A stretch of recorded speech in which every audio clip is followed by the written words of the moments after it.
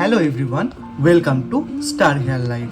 আজকের ভিডিওর থাম্বনেল দেখে আশা করি আপনারা বুঝেই গেছেন আজকের ভিডিওর টপিকটা কি হতে চলেছে। চলুন দেরি না করে ভিডিওটি স্টার্ট করা যাক।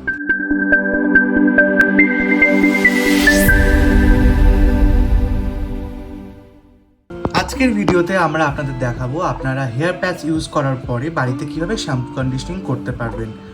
ফার্স্টে শ্যাম্পু কন্ডিশনিং করার আগে বা মাথায় জল দেওয়ার আগে খুব ভালো করে আপনাকে রোলার ব্রাশ বা ফ্ল্যাট ব্রাশের সাহায্যে প্যাচের চুলটিকে আঁচড়ে নিতে হবে, যাতে কোনো জট লেগে না থাকে। ভালো করে প্যাচটি আঁচড়ানো হয়ে গেলে পুরো মাথাটাকে জল দিয়ে খুব ভালো করে ভিজিয়ে নিতে হবে। মাথা ভেজানো হয়ে গেলে শ্যাম্পু নিয়ে দু হাতে ঘষে প্যাচের উপর ড্যাবিং মোশনে আপনাকে লাগিয়ে নিতে হবে। এক্ষেত্রে আপনাদেরকে মনে রাখতে হবে, আপনারা যখন আপনাদের অরিজিনাল হেয়ারে শ্যাম্পু কন্ডিশনিং করেন তখন চুলটাকে কিন্তু ঘষে ঘষে শ্যাম্পু কন্ডিশনিং করেন। এক্ষেত্রে কিন্তু শ্যাম্পু কন্ডিশনিং করার সময় চুল ঘষা যাবে না, এতে চুলে জট লেগে যাওয়ার সম্ভাবনা থাকে। তো ড্যাবিং মোশনে শ্যাম্পু লাগিয়ে খুব ভালো করে চুলটিকে আঁচড়ে নিতে হবে, তারপর জল দিয়ে ধুয়ে সেম প্রসেসে আরও একবার শ্যাম্পু করে নিতে হবে। এরপরে আসবো কন্ডিশনিং।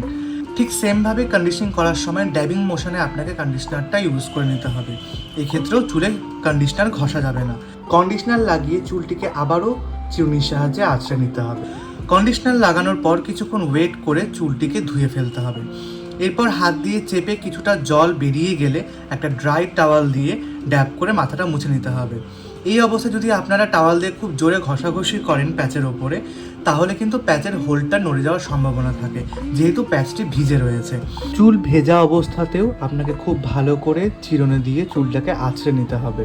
মাথা এবং প্যাচ খুব ভালো করে মোছা হয়ে গেলে চুলটাকে সেট করে নিলেই 5-10 মিনিটে আপনার প্যাচ শুকিয়ে যাবে।